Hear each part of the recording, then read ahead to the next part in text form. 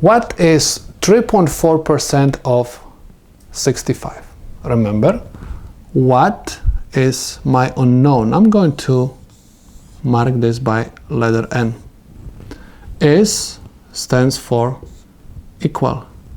And we have 3.4% of stands for multiplication, and I have 65. Okay?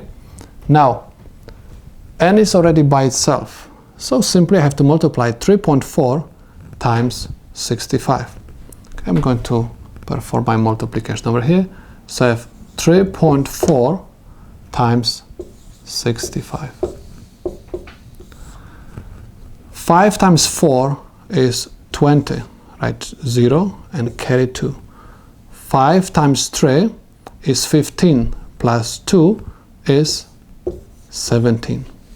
6 times 4 is equal 24. Okay, carry 2.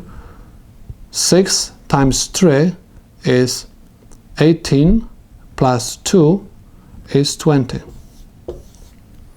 Add them up and I have 0. 7 plus 4 is 11. Carry 1, 1 and 1 gives me 2, and I have 2. Don't forget that 3.4 was percent. So I get percents over here. Okay? Anytime you have decimal numbers, right? We have to count the decimal places. I have one decimal place. I have to move my decimal point once to the left side. Okay? So the solution from my multiplication is 221%. Now, but the problem is not asking you what percent. Okay? The problem is asking you what. It means I have to find the decimal value of this percent. So in order to find decimal, I have to divide percent number over 100%. So N is going to be equal to 121% over 100%.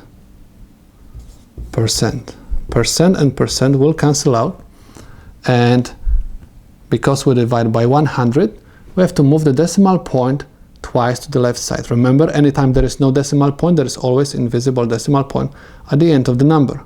So I have to move the decimal point twice to left. So the answer for it is going to be 2.21. This is the solution to my problem.